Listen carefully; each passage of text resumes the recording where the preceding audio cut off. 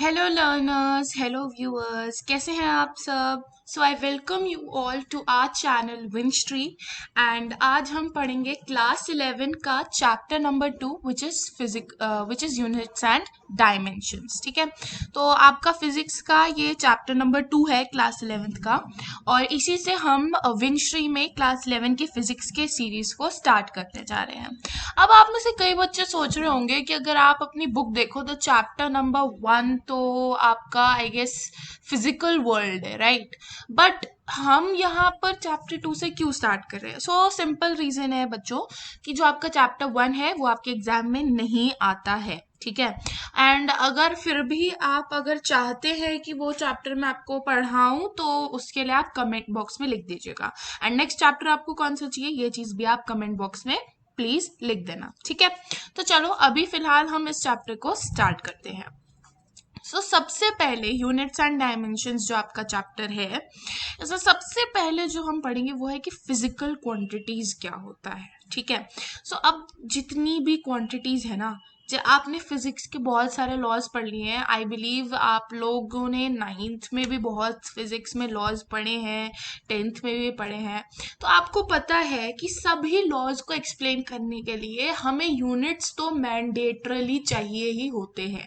बिना यूनिट्स के लॉज को एक्सप्लेन ही नहीं किया जा सकता, ठीक है। तो फिजिकल क्वांटिटीज की डेफिनेशन भी आप कुछ इस तरीके से लिखोगे कि all quantities in terms of which the laws of physics can be expressed and which can be measured directly or indirectly are called physical quantities।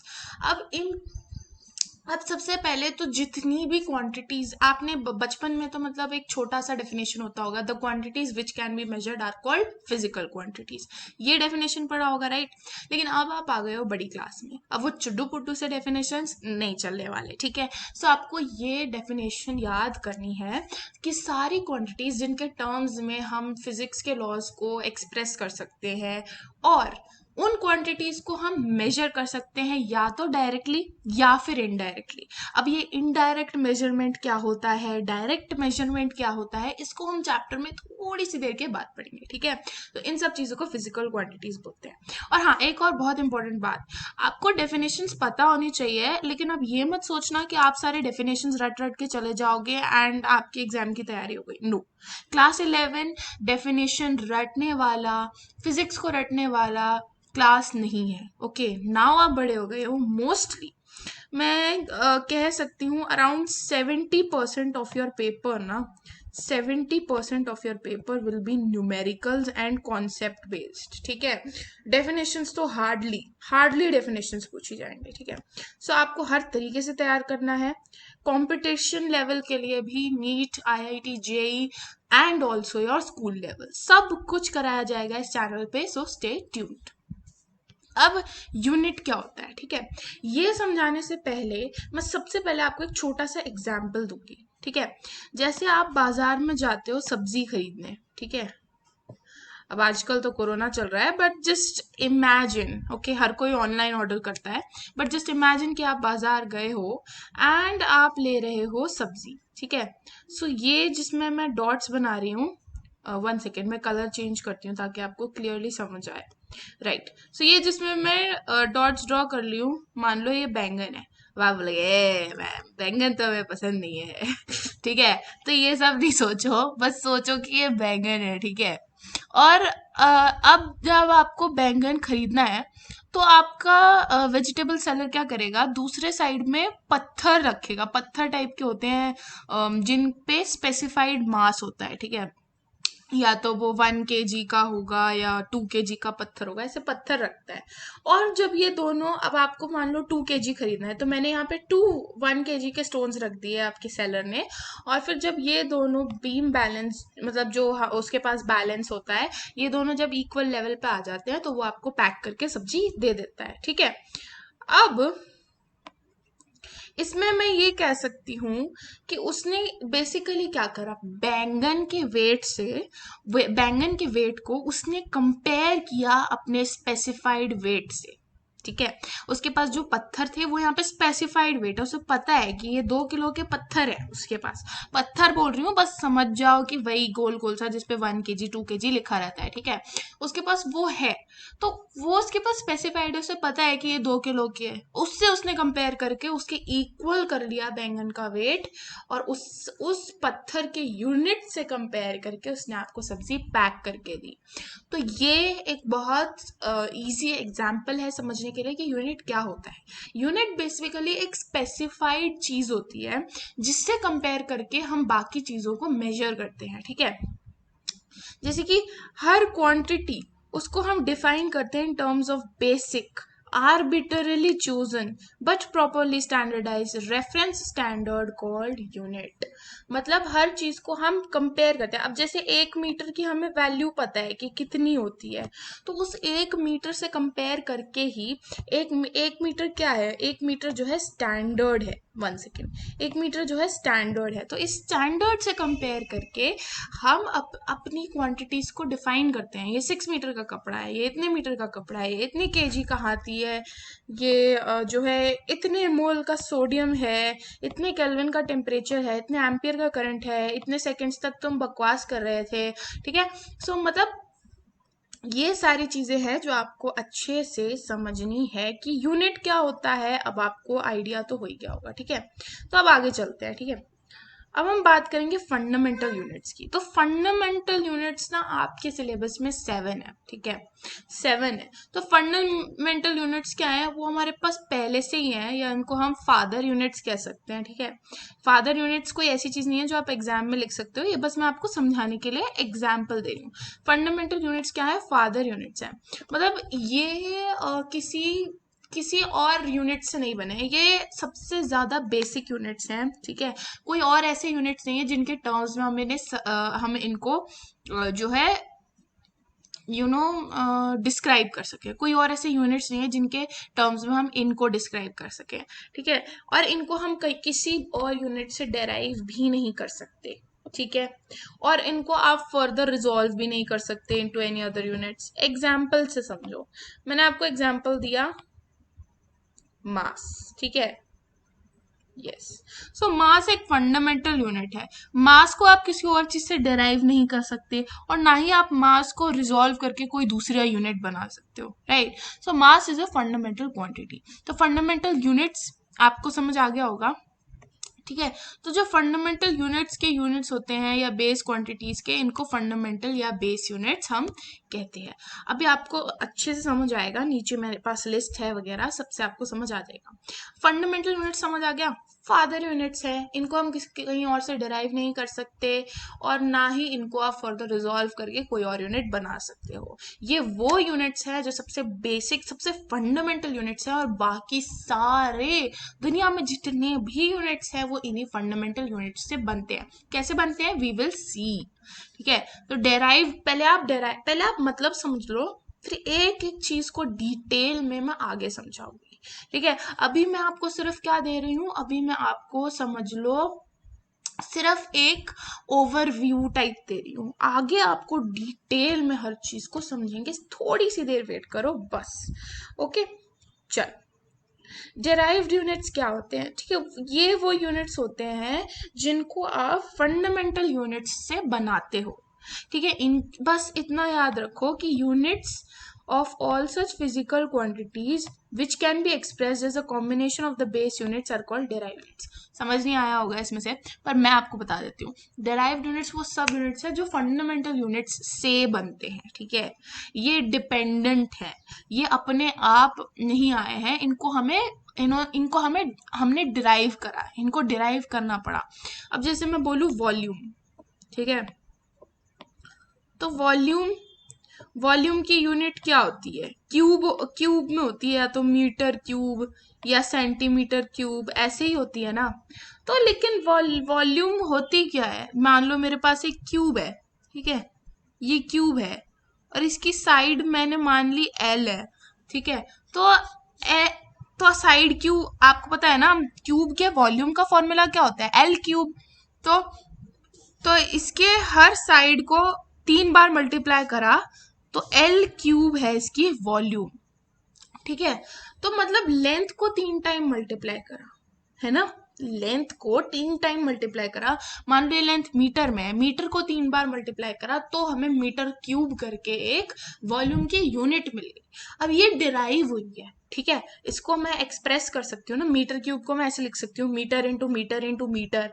तो ये डिराइव हुई है, ये अपने आप पहले से यूनिट नहीं थी, ये फंडामेंटल यूनिट नहीं है, इसको मैं फर्दर ब्रेक डाउन कर सकती हूँ, मैं लिख सकती हूँ metre into metre into metre. तो इसलिए ये डिराइव्ड यूनिट है। समझ आया? ठीक है, ये अभी बस ओवरव्यू है, थोड़ा सा वेट करो, सब कुछ डिटेल में जाएंगे ना तो आपको एक एक चीज क्लियर हो जाएगी। ठीक है, अब एक स्टैंडर्ड यूनिट के कैरेक्टरिस्टिक्स क्या होते हैं? ठीक है, किसी चीज को अगर हम एक स्टैंडर्ड बना रहे हैं तो उसको उसमें क्या क्या चीजें होनी चाहिए? तो नंबर 1 तो वो वेल डिफाइंड होना चाहिए। ठीक है, आपने ये नहीं कह दिया कि एक हैंड की लेंथ हमारा स्टैंडर्ड होगी। क्यों नहीं कह सकते? हम हैंड की लेंथ को स्टैंडर्ड इसलिए नहीं मान सकते क्योंकि पर्सन टू पर्सन हैंड की लेंथ डिफर करती है। ठीक है, एक कोई कोई इंसान जिसकी हाइट कम है तो उसके हैंड की लेंथ कम होगी, कोई इंसान बहुत टॉल है उसके हैंड की लेंथ बहुत ज्यादा होगी। तो ये वेल डिफाइंड नहीं है।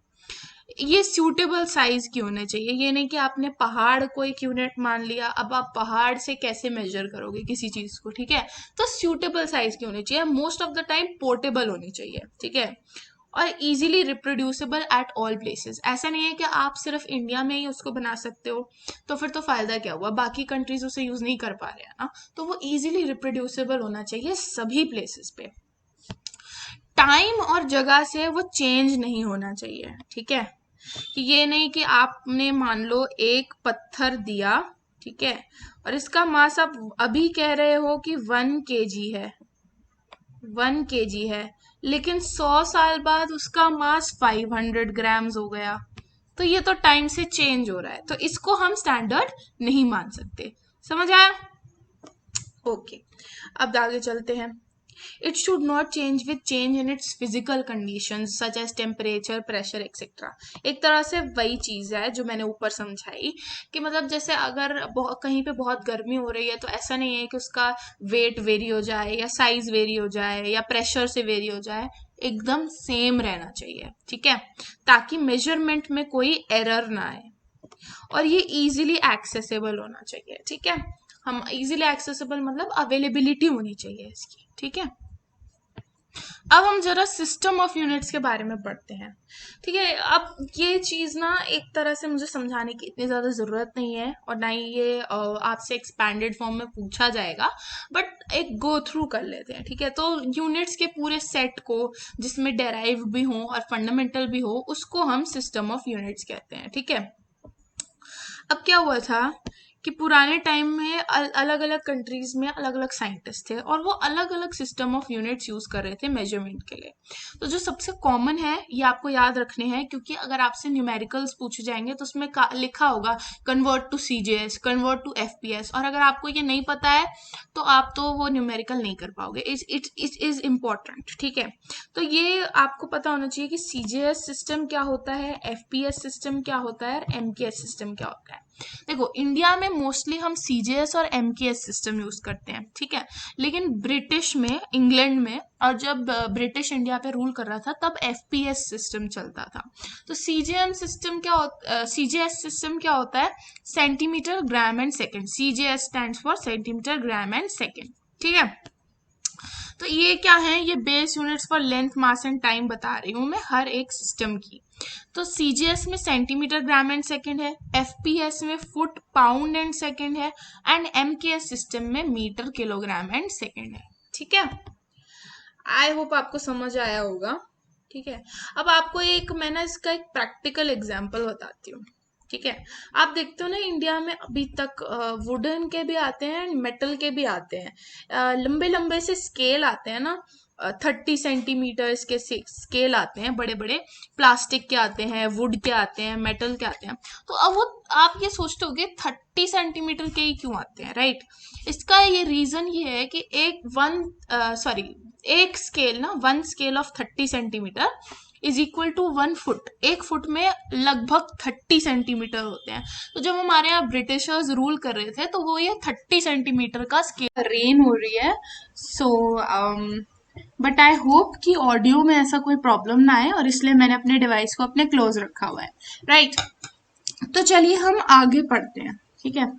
तो हमने FPS समझ लिया, हमने CGS समझ लिया, हमने MKS समझ लिया। तो मतलब अगर हमें कोई भी यूनिट दिया जाएगा और कहा जाएगा convert to CGS, convert to MKS, तो हम समझ जाएंगे कि हमें उन लेंथ, मास और टाइम के यूनिट्स की जगह metre, kilogram and second, foot, pound and second, depending upon the situation हमें ऐसे ट्रीट करना है, ठीक है। अब आगे पढ़ते हैं, ठीक है। SI यूनिट्स पढ़ते हैं, चलो। तो SI यूनिट्स क्या होते हैं, हम सबको पता है, हमें बोला जाता है कि SI यूनिट लेंथ का मीटर होता है, ठीक है, वगैरह। तो ये एक्चुअली SI यूनिट का मतलब क्या होता है? तो SI यूनिट का मतलब है ना कि पूरे दुनिया में इंटरनेशनली एक्सेप्टेड है सब। मतलब अगर हो सकता है कि अगर आप फॉरेन किसी कंट्री चले जाओ, सपोज आप हंगरी चले गए और आपने उन्हें सेंटीमीटर बोला, तो हो सकता है उन्हें वो सेंटीमीटर से कंफर्टेबल ना हो, उन्हें सेंटीमीटर के बारे में आइडिया ना हो। लेकिन मीटर, क्योंकि मीटर एक SI यूनिट है, तो आप कल को कहीं भी चले जाओ वर्ल्ड में, अगर आप मीटर बोलोगे तो हर कोई इससे कंफर्टेबल होगा, हर किसी को ही पता होगा कि मीटर क्या होता है। क्योंकि मीटर क्या है, मीटर SI यूनिट है, वो इंटरनेशनली एक्सेप्टेड है, सबको पता है, एंड हर कोई इसे एक्सेप्ट करता है, ठीक है। तो तो इसीलिए इसको इंटरनेशनल सिस्टम ऑफ यूनिट्स बोलते हैं, एंड शॉर्ट में इसे SI बोलते हैं, क्योंकि हर जगह एक्सेप्टेड है, कोई इसे मना नहीं कर सकता, ठीक है। अब चलिए आगे चलते हैं। तो SI system of unit develop हुआ था general conference on weights and measures में 1971 में। ये एग्जाम में नहीं पूछा जाता, बट आपके नॉलेज के लिए आपको पता होना चाहिए। 11th क्लास के स्टूडेंट्स हो, एक्स्ट्रा पढ़ना और एक्स्ट्रा समझना एंड एक्स्ट्रा हार्डवर्क करना अपनी हैबिट बना लो, क्योंकि आपको 12th के बाद कॉम्पिटिटिव एग्जाम्स देने हैं, and it will require more and more of hard work, okay. तो चलो, 7 बेस यूनिट्स होते हैं एंड 2 हमारे सप्लीमेंट्री यूनिट्स होते हैं। तो वो बेस यूनिट्स में हम ये 7 है, इन्हें आपको एज इट इज लर्न करना है, ठीक है। मैंने आपको स्टार्टिंग में ही बताया था कि फंडामेंटल यूनिट्स में आप 7 पढ़ोगे, ठीक है। तो बेस क्वांटिटी, फंडामेंटल क्वांटिटी 7 है, और ये उनके यूनिट्स हैं, और ये आपको लर्न करने हैं। चिंता मत करो, चिंता की कोई बात नहीं है, रटने वाली कोई बात नहीं है। इसके लिए मैंने एक एक्रोनिम बनाया हुआ है, ठीक है, और एकदम मस्त एक्रोनिम है। अभी सुनो, मैं बताती हूँ तुम्हें, ठीक है। हमेशा हमेशा के लिए याद हो जाएगा, कभी नहीं भूलोगे कि कितने फंडामेंटल यूनिट्स हैं, ठीक है। ये चीज याद कर लो बस, ME, ठीक है, TT, AL। सोच रहे हो कि क्या लिखा है? तुम बस इतना याद करो कि तुम कर लो कि तुम्हें कितनी फंडामेंटल क्वांटिटीज है, 7, ठीक है। और तुम्हें क्या याद करना है, मेटल, मेटल, ठीक है, मेटल। अब मेटल में तुम्हें ये याद रखना है कि ये मेटल नहीं है, मेटल में तो सिंगल T सिंगल L होता है ना, ये मेटल है, मेटल। तो मेटल में क्या है, 2 T है और 2 L है। M में M for mass, E for electric current, T for time, T for thermodynamic temperature, A for amount of substance, L for luminous intensity and L for length। Simple, ठीक है। ये इतना अच्छा acronym मैंने ये खुद बनाया था जब मैं फर्स्ट टाइम मैंने base quantities and fundamental quantities learn करी थी, तो तब मैंने ये एक्रोनिम खुद सोच कर बनाया था, एंड अब से मैं अपने सभी स्टूडेंट्स को ये एक्रोनिम बताती हूँ, because it is very helpful, ठीक है। और फिर क्या होगा, विद टाइम तो आपको ये याद हो ही जाएंगे, तब तो आपको एक्रोनिम की भी जरूरत नहीं पड़ेगी, ठीक है। तो ठीक है, आगे चलते हैं। तो हम पढ़ लेते हैं, ठीक है। चलो, तो ये लेंथ होता है, मास होता है, टाइम होता है, इलेक्ट्रिक करंट होता है, टेम्परेचर होता है, thermodynamic temperature, amount of substance and luminous intensity. तो लेंथ का जो SI यूनिट होता है मीटर, एंड उसको हम M से रिप्रेजेंट करते हैं। मास का kilogram, represented with kg, time का second represented with S. I think ये सारे तो तुम्हें आते ही होंगे, इलेक्ट्रिक करंट का एम्पियर 10th में पढ़ा हुआ है। ए थर्मोडायनेमिक टेम्परेचर को केल्विन से रिप्रेजेंट करते हैं और उसे केस आई मीन केल्विन उसका यूनिट है एंड उसको के से रिप्रेजेंट करते हैं। बट सुनो, लेकिन कभी कभार जब इसका रिप्रेजेंटेशन होता है वो कभी कभार थीटा से भी करा जाता है, समटाइम्स कुछ बुक्स में। तो आपको दोनों पता होना चाहिए ताकि कहीं पे थीटा लिखा हो तो आप कंफ्यूज ना हो, ठीक है। अमाउंट ऑफ सब्सटेंस केमिस्ट्री में बहुत पढ़ा होगा, ठीक है, मोल होता है और इसका रिप्रेजेंटेशन या सिंबल कह लो MOL होता है, मोल, ठीक है। ल्यूमिनस इंटेंसिटी क्या होता है तुमने अभी नहीं पढ़ा है लेकिन तुम पढ़ोगे in future. So luminous intensity की यूनिट कैंडेला होती है और कैंडेला का सिंबल CD होता है, ठीक है। अब ना दो तुम्हारे सिलेबस में सप्लीमेंट्री एंगल्स भी हैं और ये सप्लीमेंट्री एंगल्स क्या है ये तो भी तुम्हें पता चल ही जाएंगे, ठीक है। तो सप्लीमेंट्री यूनिट्स, एक आपका प्लेन एंगल है और एक आपका सॉलिड एंगल है, ठीक है। तो प्लेन एंगल की जो यूनिट होती है रेडियन, SI यूनिट। अब ये प्लेन एंगल क्या है, ये प्लेन एंगल वही है जो आप बचपन से पढ़ रहे हो इन डिग्रीज, ठीक है। तो उसका डिग्री के अलावा उसकी एक और यूनिट भी होती है एंड उस यूनिट को हम रेडियन कहते हैं। अब सॉलिड एंगल तुम्हारे लिए नई चीज है, सॉलिड एंगल जो है स्टीरेडियन कहलाती है, ठीक है। एंड ये है इसके representations, RAD for radian and SR for स्टीरेडियन।